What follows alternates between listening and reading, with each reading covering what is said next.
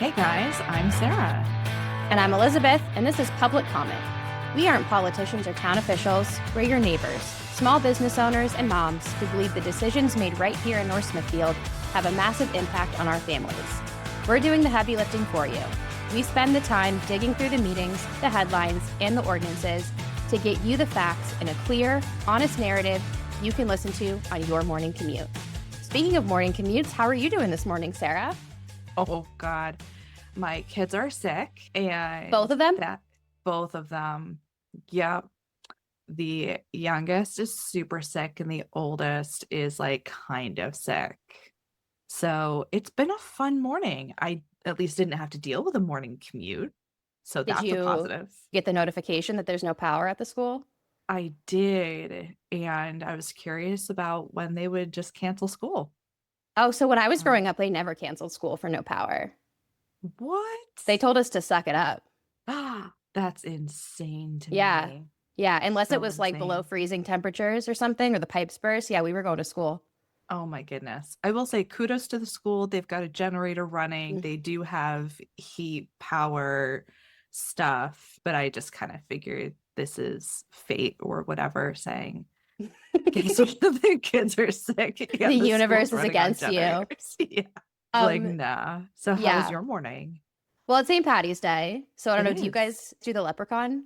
We do not do the leprechaun. I gotta admit, I try to be like as low key with stuff as possible. I'm not a Pinterest mom. I try. My mother-in-law Oh, introduced God the bless leprechaun. you. Yeah, my Mm, mother-in-law, a couple years ago, my son happened to be up visiting them for St. Patty's yeah. Day. She introduced the leprechaun and the leprechaun trap. And so now, of course, we have to do it every year. We try to keep it very chill. We just do a little trinket or something. So he got like a Yeah. little $5 Lego set this year. But yeah, of course, Cute. it's like 2 o'clock in the morning. And my husband, I'm sure at that point remembered that he had to put out the leprechaun Lego set. They, I didn't do it. I was asleep. But yeah, we woke up this morning, good we for did the you. leprechaun, got out the door. Was not my day to do drop off, fortunately. So the horrors persist, but so do we, Nice. Sarah. God, yeah, it does. And here we are talking about the town that we live in, North Smithfield, Rhode Island.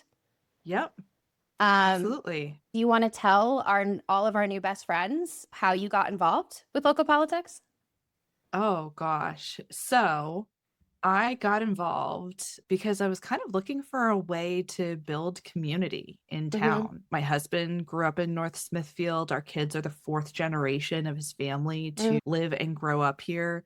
But for the past several years, we were living in Foster, which is another very small town in Rhode Island. And I grew up in Providence. And I just wanted a way to meet people, but to meet people that I knew I would connect with. Mm-hmm. So I searched out some folks and was watching some posts in some of our groups and then connected with you. I was gonna say, do you remember the first time we met? Oh gosh. I I remember it do. was, oh yeah, remind me. I think, because we had two Facebook groups in common. So we were both in the town Yes. group, and then we were both, because we're both therapists, we're in the Yes. Southern Massachusetts, Rhode Island therapist group. And we had seen some posts on each. And so I can't remember who messaged who first, but we set up like a Zoom. And you were not up to Yes. date on the town feuds. And Correct. so we had started being like, hey, let's network and like grow a Yep. professional relationship. And then you found out that I'm like a messy bee. And I told you about all the town gossip instead. And that's what started our friendship. And I'm also here for like the super Mhm. duper tea. I had no clue. And the more I've talked to people who live in especially smaller towns, the more I hear things like this, right? Because especially in Rhode Island, Yeah. what people have to realize is like small town in Rhode Island is a relative term because we're a small state, and Correct. rural in Rhode Island is relative because we're so small. Like we're kind of on top of each other out here. Like we're very densely populated. And so Yep. people do get to know their neighbors really well because you just are Mhm. very close. You're just close together all the Physically. time. Yeah. Yeah, physically very close together. And so I think the more you have that type of living situation where you have Hmm. a small number of people that you live very closely with, there's going to be drama and gossip and Oh feuds God, and yeah. long-standing this person caught beef with this person and it's now dragged on for 10 years and all that kind of stuff. So I don't think it's necessarily unique to North Smithfield, but it is always interesting to get caught up on the local town gossip. It is. It was so mind-blowing because we lived in Georgia for several Mm, years and we lived in like rural Georgia. And so to see that and know that that was considered rural, and then to come back to Rhode Island and find out that North Smithfield is technically considered to be semi-rural was so mhm, mind-blowing because mhm, you would easily drive down your half-mile long driveway, drive a half mile down the road, if not 2 miles, drive up your neighbor's half-mile long driveway, and that is rural mhm, in Georgia, right? mhm. Like your town of 200 people, and there hasn't been a town in Rhode Island that's only had 200 people in literal decades. So it's Yeah. crazy. And I But grew up yeah, and I'd always lived suburban, right? yeah. Or in a city. So I was in a suburb of Denver, then a suburb of Washington, D.C., Arlington. I lived in Philly for a little while. My husband and I lived in Framingham for a little while, right? Mm, So this has been my yep. first experience with a rural community. And it's been interesting to get to know my neighbors in such an intimate way. I love that. So how did you get involved in politics? Well, I was a poli sci major in Oh, college, so I've always been involved in politics. And okay. what people who know me now are always very surprised is I volunteered at the CPAC, the Conservative Political Action Community that Donald Trump Wow. spoke at in 2010, like when he first was kind of flirting with the idea of Yeah. launching a political career. I got in trouble because I didn't let a Fox News reporter in because he forgot his press badge. So my job was to stand at Oh, the back of the ballroom where the yeah. press was and to let people in after verifying their credentials. And this like Fox Yeah. News reporter was running late and was like, "You need to let me in." And I was like, you need press badge, bro. Like, I don't know what to tell you." Right. And someone came over and like read me the riot act. They were like, "Do you know who that is? You can't." And I was like, "You told me not to let anybody Right. in without a press badge." I'm like, "I don't know what to tell you. You didn't tell me to make exception for Fox News." And so it was very eye-opening, like getting this kind of peek behind the curtain of how like conservative Yeah. politics work. And then most people will not be surprised over time I have become more Democrat. As most people know, I'm on the town Democratic Committee. So big shift in Yep. political alignment there. But the point is, I've always been fascinated with town politics and or local politics. And I think that it's interesting because when you look at the people who are really vocal in North Smithfield, Hmm. if you were to put some of them in a room with us on national politics, we would probably like we would be at each other's throats disagreeing on everything. But if Yep. you bring up local issues, it breaks partisanship where people can find agreement on things that you can't necessarily agree on more national politics. And so I've always found that really interesting. And then it wasn't until after the last election we formed the Democratic Town Committee, I Hmm. think I was more like involved, not just kind of sitting back and like watching. I agree because even before, and I'm on the Democratic Committee too, Mm. along with you. And to be clear, Um, this is not affiliated with we are both we met through the Democratic Committee. We're on the Democratic Committee, yes, but this podcast is not affiliated in any way with the Democratic Committee. completely agree. This is just simply us shooting the shit, so to speak. Yes, we are just recording what we do anyway. Exactly. Yeah. Analyze local Hmm. politics like everyone does for fun. So, like, my first real intro to politics was actually because, funny enough, yours was through CPAC. Obama came during his first presidential campaign and spoke at my college Mm. in Pennsylvania because it's a swing state. And it was the vibe was just so incredible. And I just kind of stopped. I remember a moment I just stopped for a minute and looked around at everyone and just like had this moment of clarity that like this is a moment that is historic Hmm. and like this is something that is just incredible.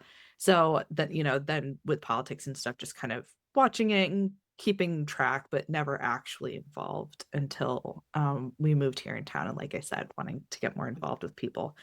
But I think it's also kind of important because North Smithfield is this cute and funky little Mhm. town to kind of understand like where we came from, right? Sure. Because we've had a lot of shifts over the years.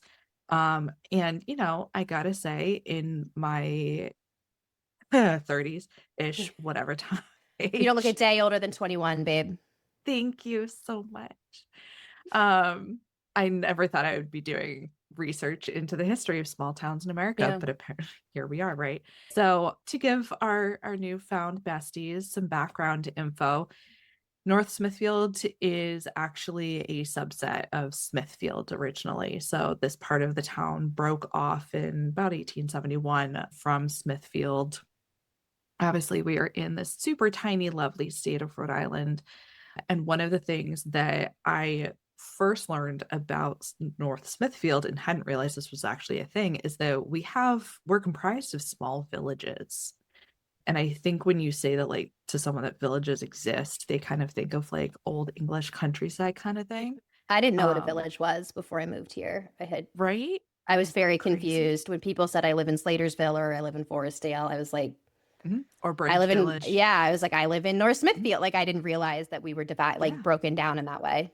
Exactly. My husband had to explain it to me when his parents moved literally a mile away from their old house to their new house, and the town changed because they were in Forestdale and then they moved Mm, to Slatersville, and I could not wrap my mind around it.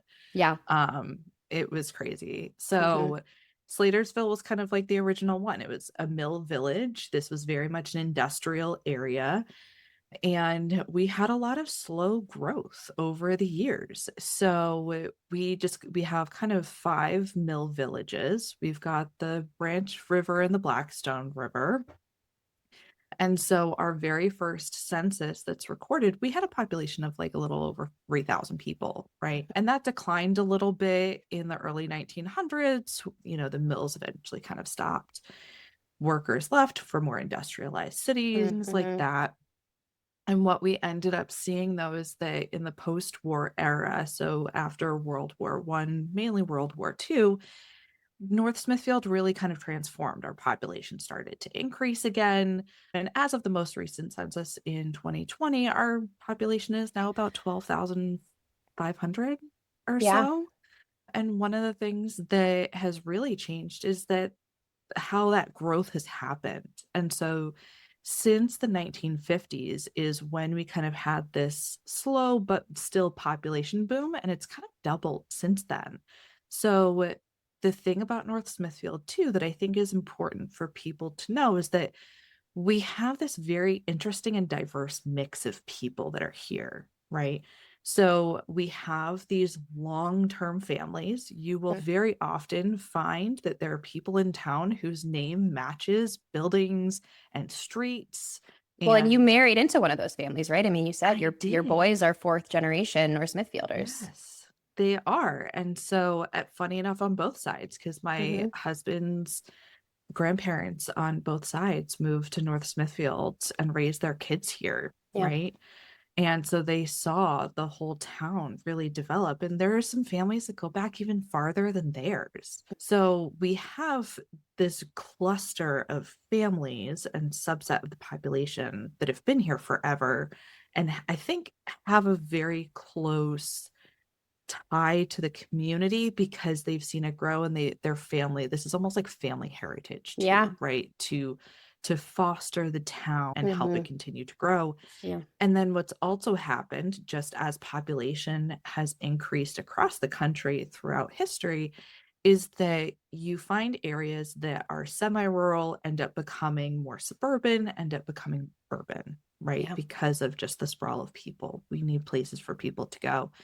And so now there's this piece of North Smithfield where we have families coming in who want a nicer place to be able to live and have their families. And you also have young professionals who don't want the high prices of city living, but also still want to be connected to Yeah. things. And, they commute or work virtually. We've got Worcester, Massachusetts, not that far away. Boston is just a train ride away.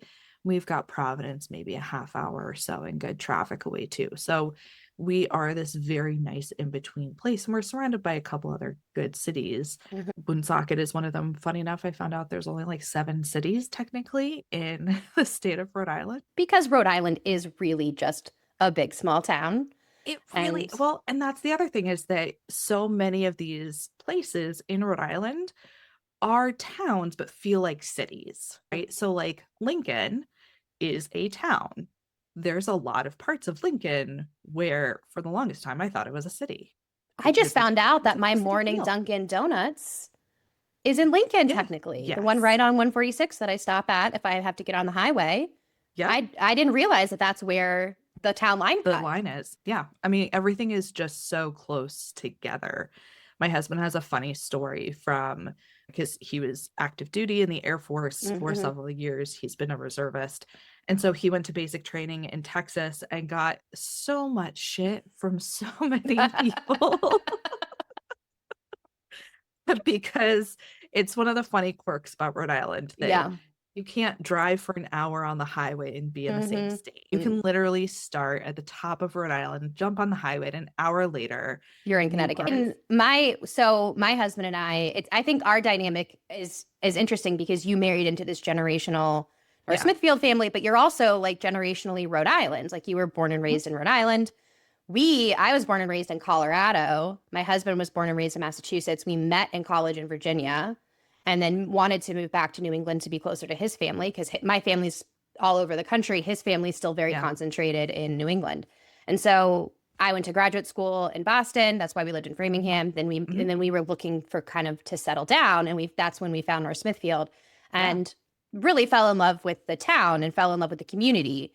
But it's interesting that dynamic of the new arrivals who have kind of moved in within the last 10 years, who are young professionals, people starting their families, wanting to come for the open space and in the schools versus, someone like your family where it's like, this is where we have lived for the last, when we talk about that World War II boom, like that's when some of these families arrived and they've been here forever. And it's how do we balance the expectations or the capacity to kind of allow for this growth and allow for these new people to come while also respecting and honoring these generational families and this heritage that has been here for so long to keep North Smithfield what it is, which is semi-rural. Or I think most people don't want to see North Smithfield turn into a suburb or just turn into another small city. I think they want to keep that rural character. And we have to accept that new people are coming, that they want to be here, that they're bringing new ideas and new people and a larger tax base and things that are good. But we have to find balance, and that's always really tricky. And I think that's where a lot of conflict in town comes down to how do we grow sustainably and responsibly and not sacrifice the local character and charm that's been here for so long. I completely agree because if this isn't done with intention, right, then it's still going to happen just without your consent or input. Right, exactly. Right? Which is why we were so passionate about doing this, especially for other women and other moms, especially because, when we think about the North Smithfield that we want, I would love for my son to want to come back here. I would love to become one of those families where my son takes my house after I die and then raises his family in North Smithfield. And I know you want that for your kids. And we have other people that we know who are fourth, fifth generation North Smithfield that want their kids to continue to stay here. But we have to create the community that we can grow into. Right. So where do we want them to grow up? Exactly. And then I think that also kind of brings up I think a lot of people don't even realize who the decision makers are in North Smithfield and how our government even works, like who's even making the choices for us. Oh, exactly. Yeah. And so again, to our new besties who are coming along to hang out with us once a month, North Smithfield, if you don't know, has 5 town councilors. And one thing that is not unique about North Smithfield, but is different from other cities is all of our councilors are considered quote unquote at large. So unlike places where you might run to represent a district that's a subset of your area, every counselor represents all of North Smithfield. And it's a ranked choice. So when you go to the ballot box, you vote the 5 people that you want to see. All the votes are added together, and the top 5 vote getters are on the town council. And then we also separate, and they serve for 2-year terms. Separately, we elect a town administrator, and that person serves for 4-year terms. And the town administrator is sort of the executive of the government. I mean, it's almost like they do just a lot of the maintenance day-to-day Yeah, stuff, right? Because the exactly. town administrator is a full-time position, Mhm. whereas the town councilors are, Town council is very part-time. yeah, And they meet twice a month, and they are paid, I think, a small stipend. It is not intended to be a form of it's laughable. employment. Yeah, and It's that's one pocket of the change. challenges, right? Is like, how Yeah. do you, the people who are serving on the town council are, whether we agree with their decisions or not, volunteers who Yep. are stepping up to serve their community, who are doing this around their full-time jobs, around their families, are not really getting paid to do it. Yeah. So that it is a big commitment to serve on a town council. The town administrator, alternatively, is getting paid a full-time salary. He has a Mhm. staff and sort of responsible for implementing everything that the town council votes on. Yep. Then you have boards and committees. And this is sort of this is a personal interest of mine. First of all, full disclosure, my husband does serve on 2 boards. He serves on the planning committee and the budget committee. So I see a little bit of a behind the scenes take on how boards, and we have a lot of friends who serve on boards and committees, but basically the town council, because it's a part-time decision, is not responsible for researching every single thing that comes across their desk. So Mhm. if they want to try something new, what they will oftentimes do is form a committee. So, for example, we have the Groundwater Protection Committee, and Yep. they are actually the ones that are doing most of the public hearings, engaging with experts, hiring experts at the discretion of the town council, and they will come back and say, okay, town council, with all of the research that we have done, we are making the following recommendations. And then the Mhm. town council can approve or not of those recommendations. They're not bound by them, but they're sort Yeah. of, I would almost call them the research arm of the local government. And again, this is Yeah. I purely think that's volunteer fair. based. Yeah, there is no stipend. There is no, you're there for the love of the game, essentially, if you're serving on a board. Honestly, I think that's the case for so many of Yeah. these town positions. I mean, because Hmm. we'll get into some of the funding stuff later, Hmm. but you know, the it's not like the town administrator is getting paid hundreds of Hmm. thousands of dollars a year to do this. Yeah. The town councilors are getting paid a tiny little fraction. I mean, heck, Mm. to be a state representative, right? Or senator, your stipend is a little under $20,000 Yeah. before It's very low. taxes, Yeah. right? So for so many of these things, you do because you care about the area people Hmm. that you're serving and things like that. Maybe people have other political ambitions and Hmm. this is a stepping stone. But for a lot of the people, especially the ones on the boards and committees, they're doing this for no reason other than they Yeah. are good at this. And there is still a level of you have to know what you're doing. Mm. Like, we don't have a random Joe on the street who's coming in and being part of these boards and committees. You Yes. still have to be knowledgeable. Yes. So it's Absolutely. almost like free labor that we're getting from these people who typically work in these fields, Mhm. very familiar with this information. Yeah. I mean, that's really important. Yeah. Well, and it's really challenging because, if somebody wants to get involved in local, Mhm. the first place to start is a board or a committee, because Yeah. there is usually at least one vacancy, just about Oh, yeah. everywhere. Some boards, because they're so important, like the planning committee, have alternates. So if Mhm. somebody has to step down, we can automatically promote an alternate. Yep.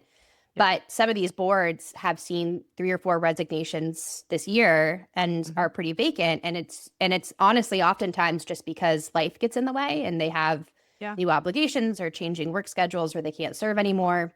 Sometimes there's more drama, which I think we're going to get into in a later episode, some of the Oh, yeah, behind the we scenes will. tea about boards and committees, but that's another story for another day. But one thing, like one of the reasons why we have stayed in North Smithfield, I think it is truly like the most generous town I have ever lived in. And when I tell people, for those of us who are parents know that elementary school students do not pay for school supplies. Yeah. Our school supplies are 100% funded, the PTA or PTO here fundraises and pays for the school supplies for every elementary school student in North Smithfield. And when I heard that, I mean, who among us is on TikTok or Instagram at the start of school, every school year, listening to parents talking about the stress of buying school supplies? I was like, it made me fall in love with North Smithfield a little bit more. Absolutely. Because thinking about all the work that the people and like the fundraising that they do all year, just the lift of the shopping I think that the elementary school is somewhere around 500 students, like probably off on that, but like to be shopping for all of those kids. And that's just one way that this generosity shows up, right? We have the North Smithfield Food Pantry. I volunteered there for a little bit during the pandemic. The generosity that the town, coming forward, we would have people, we would be out like delivering the putting food in cars because people couldn't come in and shop because of the pandemic. And people would just walk up and hand out checks to the food pantry. We have a garden club that, works really hard to grow fresh produce and to cultivate. We do. We have a really active garden club. They were actually next to our booth at Pumpkin Fest. The North Smithfield Democrats had a booth and the garden club is right next door, and they were handing out flowers that they grew in the garden club. And we have the Little League is really funded by donations as well as grants. So generosity is like the heartbeat of North Smithfield. And our citizens, I think, really do try to show up for each other and really try to show up for seniors and kids and people who are more vulnerable. So in all of the ways that we can get distracted by the bickering or the feuds or the disagreements on how we want to run things and things can get heated, I do try to remember at the end of the day, I think this is a town that really does try to look out for each other. 100%. I totally agree. But speaking of money, I think we should talk about how we even pay for things in this town. So one of the things that people say a lot are the taxes in North Smithfield are really high. And one of the ways that I try to gauge if our taxes are high is look at comparable towns. One of the things that's tricky is we don't really have a town that's like a perfect match to North Smithfield. So the towns that are on our level in terms of population size, so we're right in between Scituate and East Greenwich in terms of our population.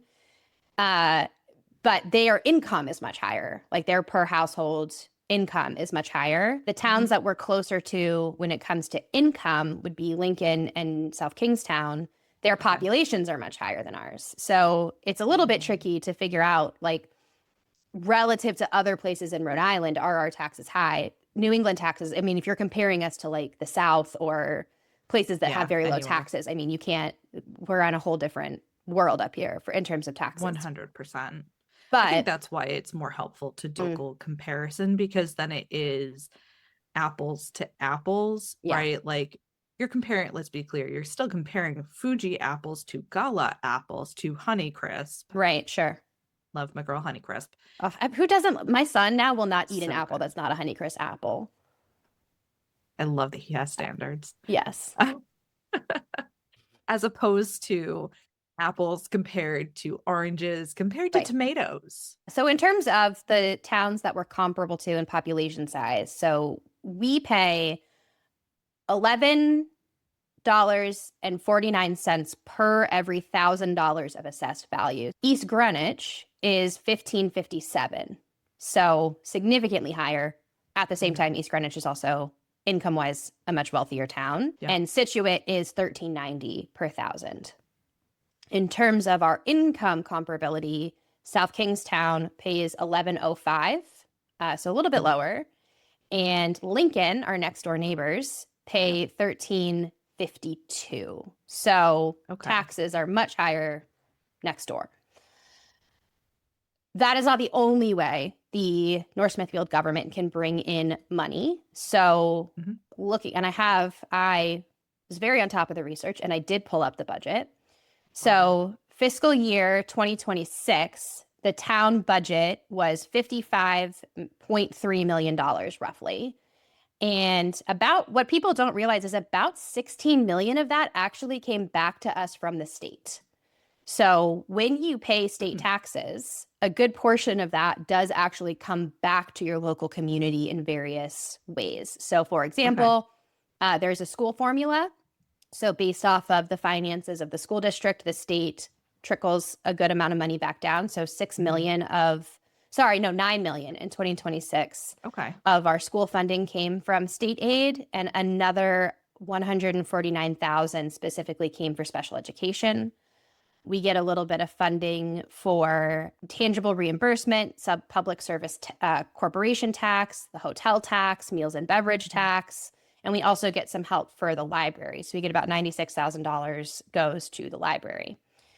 So money comes in from the state, and then the third major place that funding comes in is through collecting fees. So anytime you have to go to court, you pay those fees. If you get Okay. a speeding ticket, if you get when you pay to register your dog with animal control, all of those fees go into the town budget.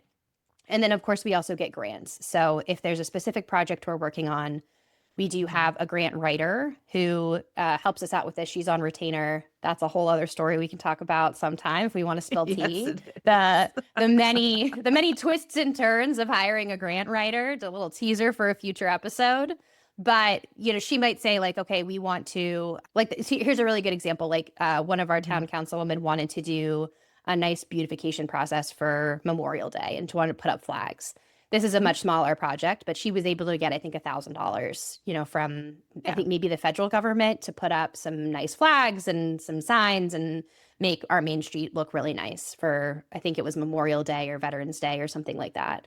We currently have a grant waiting to be used for a community center, which we'll talk about at a future date. So the tricky part with grants is they're usually very specific to a project. If we get, Yes. $6 million to build something, we can only use it for that. We usually have to use Mhm. it within a certain amount of time. There's a lot of accountability, but they do come in and they come from state and federal sources. So that's another Yep. big source of money, but it's a little bit more constrained on how we can Yeah. spend it. So I think at a future episode, we're going to try and get somebody from the budget committee on to talk about the budget process and how we make decisions on how we spend the money. North Smithfield is, I think, a pretty fiscally responsible town in that we do Yeah, I'd say not that. like to take out debt very much. We do. It's not that we don't take out bonds, but the town Mhm. tends to be pretty skeptical of a bond. And we do actually have a surplus fund for emergencies. So, unlike a lot of towns, we have about $10 million sitting in reserve that's specifically set aside to handle an emergency if, God forbid, there's a huge weather event that, maybe knocks out a building or something collapses or there's some kind of emergency. Yeah. We have a little bit of help kind of waiting to be used. So Well, 'cause it's when stuff like that happens, I think it's also helpful to recognize that some of those costs for an hmm emergency would end up getting covered by yeah. state and federal emergency assistance. hmm However, that can take months yeah. to come in. You have to Yeah. show receipts. It's a very rigorous process. And one of the main benefits of having this fund is that we're able to front some of the costs so that we can help each other out, so that we can take care of our neighbors and community members and make sure that everyone is getting their needs met Yeah. now while the much slower wheels of government are going. Then we can wait for reimbursement from the government. Right. And so things will flow much smoother in North Smithfield than, in a lot of other places because we have that, which Yeah. I think is also important as to why we need to keep something like that in place. And I think this is another thing where federal, state, and local politics can be so different that your municipal town's ability to tax and spend and the amount of debt they can take on is completely different from what the Yeah. federal government can take on in terms of debt, or even what a state government can take on in terms of debt. So if a town is not smart with how they're investing their dollars, they can get themselves into a lot more trouble than larger forms of Yeah, government. And totally and agree. also, like, again, shout out, full disclosure, my husband's on the budget committee this year, but shout out to them. There are people on the budget committee that have served multiple terms to use their expertise and use their experience to make sure that we are making smart financial decisions with our money. That Yeah. being said, we do have a lot of projects haven't been funded. And so, Sarah, I don't know if you want to kind Mhm. of you spend a lot of time thinking about how to build community centers and pay for police stations. And so I don't know, if you want to tell our new besties all about it. Absolutely. So the thing that I think is going to come up as a theme with a lot of these is that there's hesitation, right? There's some of this is that people just kind of don't know what's going on, which, hey, again, we're here at public comments so that you can know what's going on. On top of that, you have a lot of people that are really concerned, right? Because then again, going back to, we have this group of individuals in town who've been here for generations, who are very concerned about kind of fostering the town and taking care of it and everything else. So what we end up seeing for a lot of these projects is wait.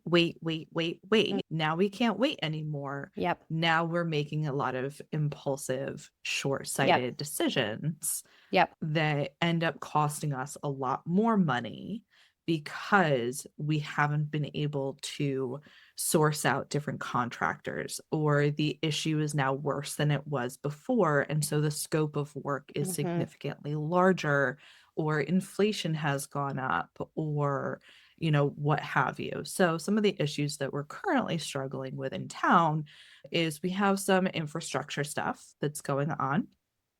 Our police station is a very hot topic. We will definitely be covering that in another episode. Probably within the next couple months. Yes, very much so. So for those of you who are new to our little slice of Rhode Island, our town just recently passed a bond, and so we took on some debt, about $9 million, a little bit more, I don't have the exact figure, to do a renovation of our police station. This is officially being called a public safety complex. Even just the name is causing some frustration for people. But honestly, I think that's just a linguistics chain where police stations are now just in general, regardless of what they do, being called public safety complexes. So I figured I'd head that off at the pass.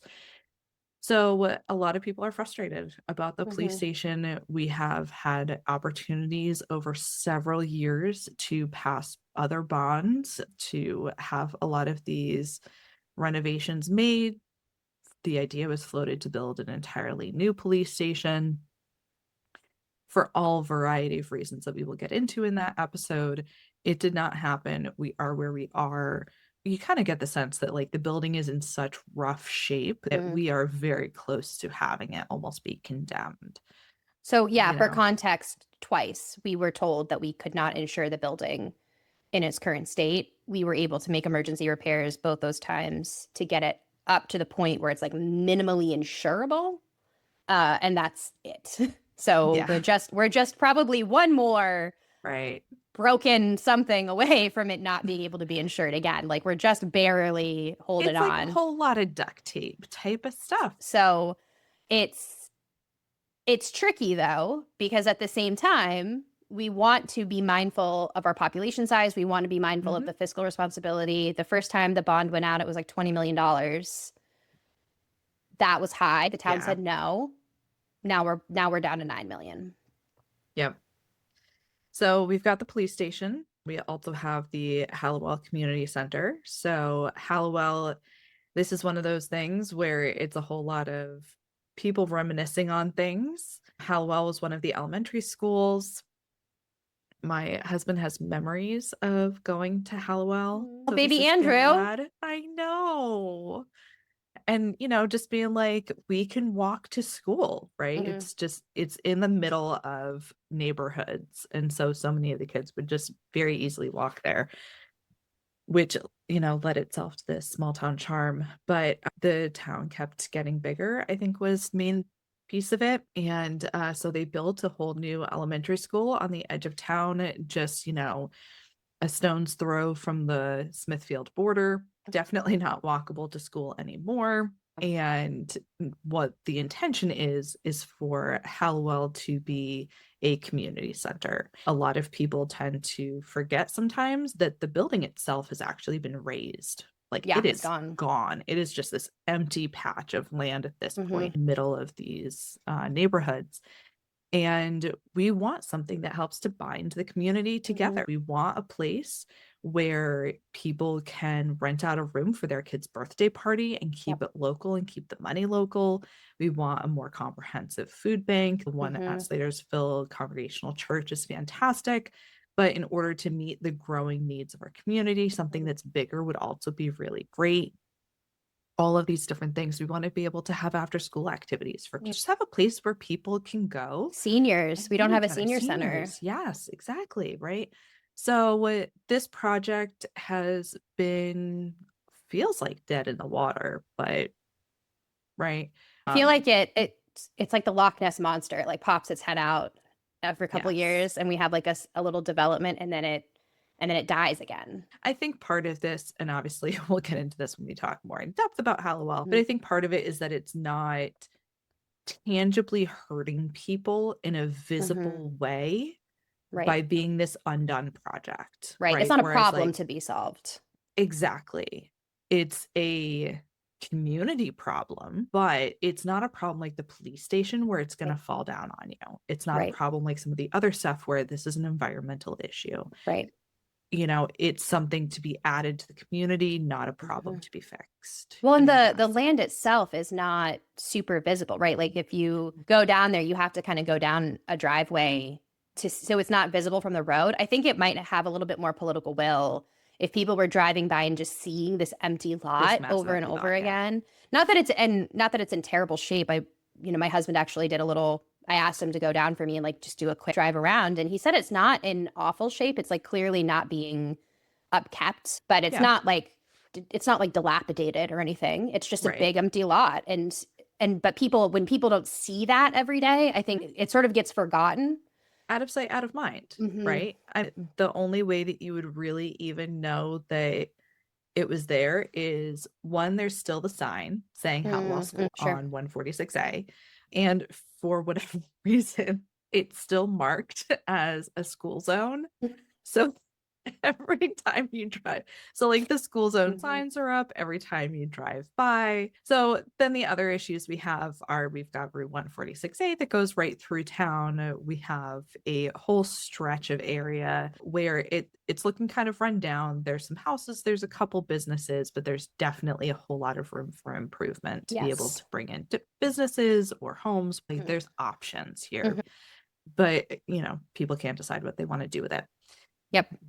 Then we've also got some other business and environmental stuff that's going on in town. You're going to hear us refer to it as the quarry because it took almost a solid year for me to be able to actually put the name of the business with what people are talking about when they say the quarry. Everybody knows if you say the quarry, everybody knows what you're talking about. Everyone knows what you're talking about. Yeah. And because it is so much the quarry in my head, I'm not even going to try to say the name of the company because I'll probably butcher it. We could make a movie. We could literally, it is the most stereotypical like company v town plot that I've ever seen. I mean, it's like sad how much of a stereotype this has become. I mean, so seriously, we've got some really great people in town who are advocating about this. So super brief on the quarry is that we have a company that's been here for ages. There've been a lot of lawsuits back and forth about what is technically grandfathered into their contract and what isn't. Ordinances in town that probably need to be updated to give them a little bit more teeth so that we can properly fight back against these guys. Because what's ended up happening is that they have this quarry in town, they are mining it, and it's leading to a whole lot of dust in the air that is harmful for people. It's leading to issues, I'm guessing, also with groundwater as well. Honestly, there's so many different facets of the whole quarry that honestly, this might be a multi-part episode. No, truly, because there's also issues with their they've blasted and again, shout out to the town, the abutters and the town advocates who have stayed really on top of getting public records, and some of them have flown like drones and gotten drone images, but they're blasting when they're not supposed to. It's so much. And frankly, this wouldn't even be on the radar if it wasn't for them. And I think this is another example where a lot of those residents, if you put us in a room and you asked us to debate national politics, it would be a It would be a mess, okay? If some of these residents and us, if we had to talk about national politics, it would be we would not Yeah, find it. We probably would not we find a wouldn't lot of agree. common ground. But when we talk about like the local stuff, I mean, Mhm. you have to give them their props and you have to give them their flowers for the Oh, work yeah. that they have done and the advocacy that they have done. And I don't know anybody in town who's not on the abutters side in this. I have yet to meet anybody. I'm not saying they don't exist, but I've yet to meet anybody who's Honestly, on the I don't quarry know side. if I mean, overwhelmingly, people I think really are on the side of the abutters. And by abutters, I yeah, mean the people whose property abut the quarry, but who are yeah, dealing with this day in and they're day out. neighbors of the quarry. I mean, so it's stuff like they are some of the allegations against them are that they are running their trucks in residential areas Mm-hmm. outside of the predetermined hours. They're setting off explosives without notice. The volume and noise exceeds the legally allowed limit. A whole lot of stuff like that. So that's the quarry. The quarry. Now we have the junkyard. The junk. Yes, the other the, big. the other big thing, which is more of a recent thing because the town council did just vote on a piece of this. And so we have a junkyard here in town. There's a whole lot of citations that have been levied against this individual who owns it. So the thing with the junkyard is that the family of the original owners live in that area. Yep. They live on that street. I think one of them lives next door to the junkyard. Yep. And so the junkyard was started. It was run by one of these relatives and then sold as it happens. You age, you want to retire, what have you. And now I think we're on the third or fourth owner of it, I want to I'm not say. sure. Don't quote me. Feel free Someone to could fact tell check us. me. Someone tell us if you're listening to this and you live in the neighborhood, let us know. And so now we're a few owners past this. And I think part of this is that the family is upset about how this is like their family members' legacy of the junkyard has been taken over and has been changed because of Mm-hmm. how this person has operated it. And another Which to be clear, has been quite poorly. yes, right. Yeah. And so that is part of the feelings about it, Yeah. which I think everyone can totally respect. Like literally Mm-hmm. seeing your family members like business Legacy. deteriorate in front of you. Yeah. Exactly, legacy, right? Is heartbreaking. And this person is also really doing some terrible stuff. Like they Mm-hmm. are taking in hazardous materials that they are not licensed for and do not have the facilities to be able to safely keep Yep. and maintain. They are taking in automobiles even after they were told to cease operations for certain things. The automobiles they are taking in, how I think there's certain safety restrictions, like it can't have certain parts still in it.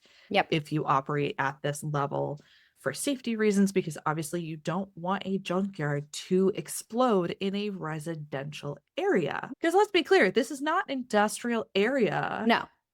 This is surrounded by houses. This is a residential area.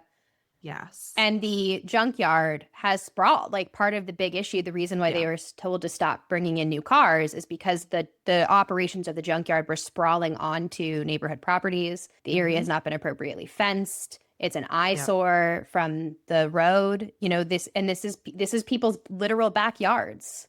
Right.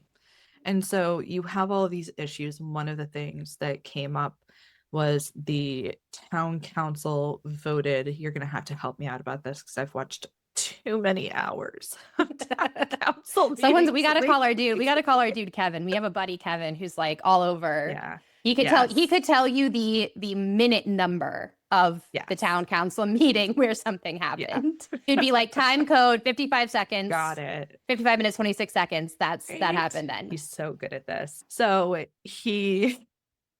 basically they voted to essentially extend this guy's time that he has. Yes. Even more to come into compliance with certain things.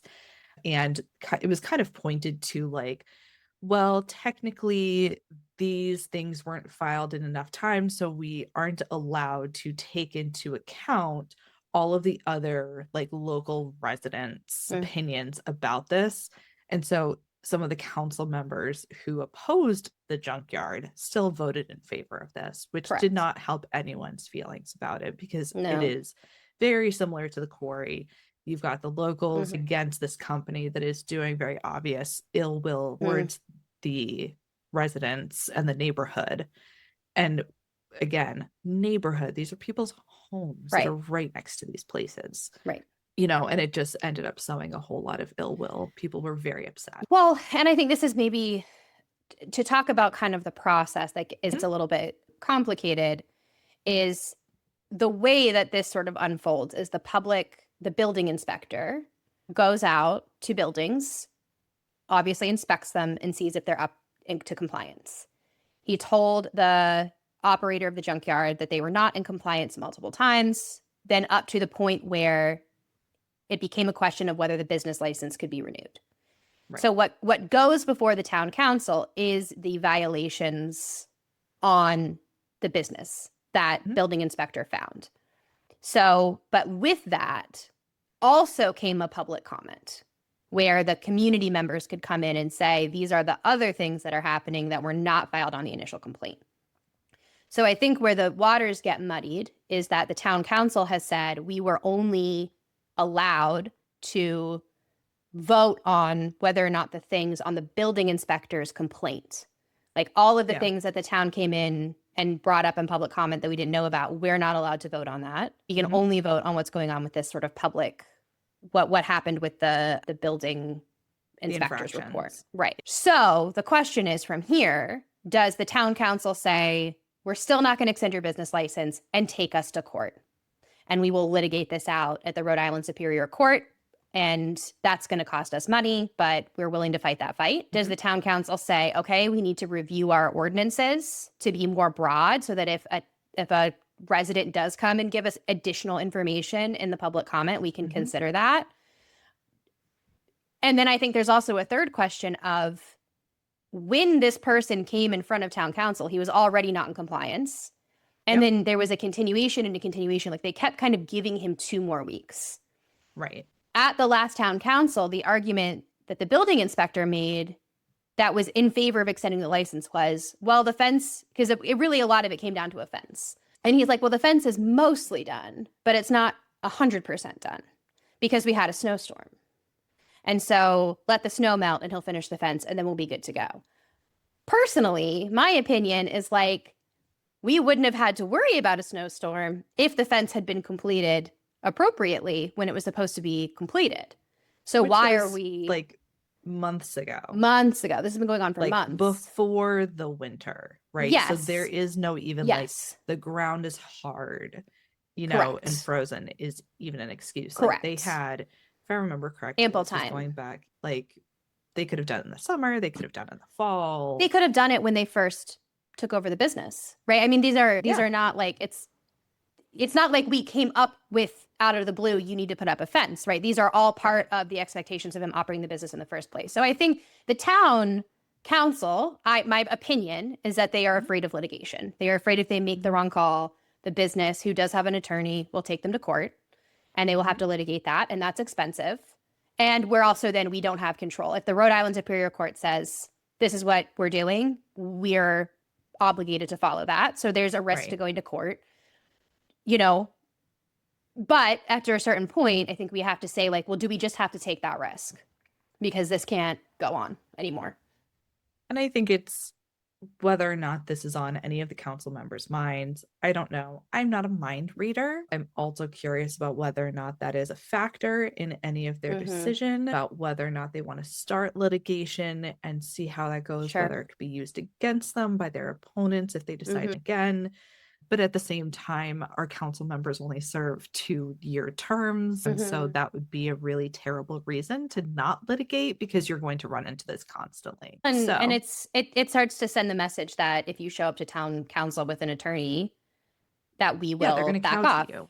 Right. And then what kind of businesses are going to come?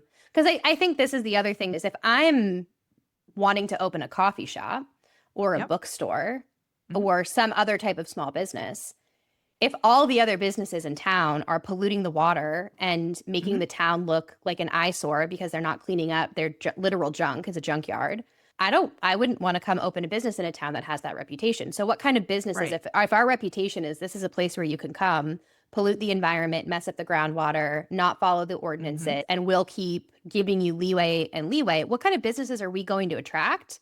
And are those the Well, kind of actors that we want setting up shop in our town? and on top of that, I mean, property values are going to drop as time continues to go on. You find that because these are some of the concerns that local residents have raised, the dust that's being kicked up by the quarry Yeah. is very harmful health wise. And they're literally living there and breathing this in. And Mhm. they've been tracking how far this is spreading. And it's Well, going for a couple miles, I and think. again, I want to emphasize, like the junkyard, the quarry is not in an industrial, like there are horse Correct. farms there. Like it is a Yes. rural residential area with Yep. families and children and animals that Yep. are subjected to the environmental hazard. And Right. we'll get into this when we start the quarry episode, like when we eventually deep Mhm. dive into the quarry. But when this company bought the second plot of land, so they had one plot that they were operating on, they bought a second one. They did Mhm. not disclose that they were going to be mining that second plot of land. They told the town it was going Correct. to be a horse farm. It's not a horse farm, clearly. It's mining. Right. I mean, it's very visibly, there is no like, oh, if you walk up to look, maybe it looks like, no, no, no, this is very obviously being mined. Right. Um, Now, like, so those are two of the main things about our business and environmental stuff. And then the last one that we've got kind of going on is protecting our groundwater. So I don't know where a lot of our listeners are listening from, hopefully North Smithfield, other towns too, but you may have heard of something in the groundwater called PFAS, mhm. PFAS. I have no clue what it stands for, but it's bad stuff. I'm not just saying this, it is research and everything else. It is a regulated level where it cannot go above a certain parts per million type of a thing. Yeah. One of the issues is that North Smithfield, part of the town is on town water, which we get from the Woonsocket Reservoir, and the other part of town is on well. And so our schools are on well water. My house is on well water. I think you're on town I'm on water. well water. I'm Water. far enough away. So the funny thing about where I live, if like this is houses Yeah. facing this way and houses facing this way, this side of the houses are on water but not sewer, and we're on Oh. sewer but not water. North And Smithfield, everyone. and it's literally just like the house directly behind us, like is Yeah. where the cut is. So we have a well. We are fortunately far enough away from most of the industrial parts of town that Mhm. contamination doesn't really affect us. Our well water is very, Good. we've had it tested. It's like very clean. But Yeah. that being said, like I don't want anybody to be dealing with water that to Right. me, like drinkable, safe water is a human right. Every single person should have 100%. access to clean, safe, drinkable water. It's water. Yep. If you need it in order to survive, then you should just have access to it. Absolutely. So one of the things that's coming up is that PFAS levels are being detected. Obviously, if they're being detected at the school, then they're being detected in other places too. However, your average citizen lacks the resources and funding in order to be able to get ours tested regularly for PFAS. There's certain mitigation things. However, one of the main things that is coming up that I don't think a lot of people in town know about because it has just kind of been a quiet thing that hasn't really And left I also just want anybody. to tell to listeners that Sarah's dedication. She watched an entire meeting of like the sewer committee. Like this is the degree of research that Sarah has done on this issue. Like how many people do you know will sacrifice a Friday night literally watching the recorded video of your town's municipal's like sewer committee? Okay, you're giving me a little too much credit. I simply stalked all of their meeting minutes. I don't think they're recorded You're at not all, but making like it sound any less I'm not nerdy. making, well, I'm not watching a video. Okay, yeah, I'm You're not making such a this nerd. up Reddit. I And I am might have cool. like gone down into all of the different, oh, also pro tip, if you are like finding yourself super curious about stuff, all of the minutes for the committees are posted online on the town page on our town website. I did stalk this issue with the sewage committee.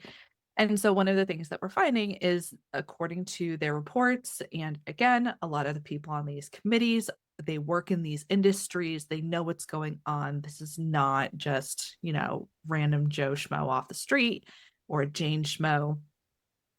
These are individuals who know what they're talking about. They know who to talk to. And what they are finding is that PFAS is becoming a bigger and bigger problem everywhere else. It is a groundwater problem. Yep. We are going, because of runoff from industrial sites, we're going to be getting more of this polluting our water, specifically and especially if you are on well water, which is a very large part of North Smithfield. Yeah. And I mean, honestly, in like the mechanical room of my house, half of it is devoted to our water, right? Yeah. Because we have a whole house water filtration system, and we have a radon system because we do have radon in our water. We're on a rock slab basically. And so we have all of these mitigation things already in place, and yet PFAS, right, is an issue affecting a whole bunch of people. And one of the things that is coming up from this is that one of the main ways to be able to safely mitigate PFAS is to have everyone go onto town water. Right. But that means bringing water lines to the whole entire town, which would be a massive endeavor. Pasco, one of the villages in the town of Burrillville, next door neighbor to the west, they had a whole lot of problems with their pipes. They were just they were steel or something like that. They were corroding. And so it was leading to a whole lot of junk in the water that was not safe for people. Very frequently, you would lose access to your water because they had to do remediation stuff. And it took a couple of years for them to get all of their pipes replaced. And that is one village out of the whole entire town where they had to do this. We are talking about all 5 villages in our whole entire town. It's a significantly larger project. And probably with some with higher priority than others, but over time. Yes. Yep. And one of the other issues with this is that a lot of this we would rely on grant funding for to be able to cover the costs. Otherwise, right, just like you were talking about, how else are we going to be covering stuff? I mean, to undergo a project like this, the degree to which we would have to raise taxes would not be sustainable for the average. 100%. Right. I mean, that's just, we're talking about millions of dollars here. This is huge.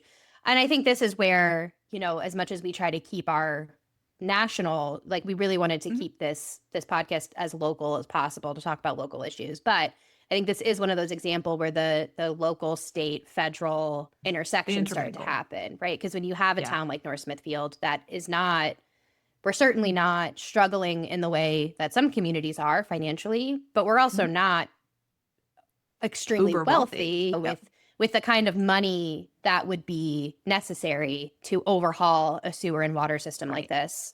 We don't have that kind of cash. We would need to rely on federal and state partnerships to accomplish an undertaking like this.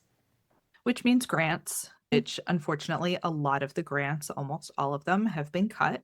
So those are kind of not an option. I mean, and to be clear, the average household income in North Smithfield is around $108,000 a year, right? Yeah. So we are not a town of millionaires. We do not have the income to just be able to cover this stuff. So it's one of those things where we are going to have to do something about it for the health of our neighbors. But it's a question of when. It's almost like a little bit like the Hallowell project, where because it's not this glaring in your face issue, it's tasteless, it's odorless. Right? And it's at this point, it's affecting certain portions of town where, like, my water is not contaminated currently. That doesn't mean it wouldn't be in the future. So I'm not regularly stressing about my drinking water. In the way that somebody who's maybe in Slatersville who does have contaminated water is probably really constantly thinking about stuff like this. Yep, totally agree. I mean, so that's kind of the stuff that we're running into here in town, right? We've got these major projects. We are limited because a lot of the grants that we would normally go to help with funding for a lot of these things have been cut. Who knows when they're going to get back, which is one of those things where we kind of have to wait to see what grants might end up getting put back into place. But how long would we have to wait? And that also just kind of compounds the theme that we've really started to highlight here, is that the town's natural tendency And, I say the town simply because regardless of who is serving on the council, regardless of who has been the town administrator, one of the, we've got people who are really trying to do great work, and yet we still end up with the same theme of delay, delay, delay, make impulsive decisions to fix an urgent problem. Yep. And so I think this grant piece is also going to contribute to that. And, we've got these 6 main issues that are kind of coming up right now. I mean, where are we going to focus? Come along with us, because we are going to do deep dives into all of these to really, give everybody all the nitty gritty of all the problems that we mentioned. I mean, this has been public comment. Sarah, do you have any closing thoughts? I mean, we are a cool crew. We'll have some interviews with different people in town to give us their thoughts. Follow our page, Public Comment North Smithfield or North Smithfield Public Comment. I forget how I put it, but type in Public Comment North Smithfield. You will find us no matter what. Follow our page, join our group, and continue the conversation as we navigate small town Rhode Island, small town USA. All right, bestie. I'll see you next month. Sounds good. I'll see you then.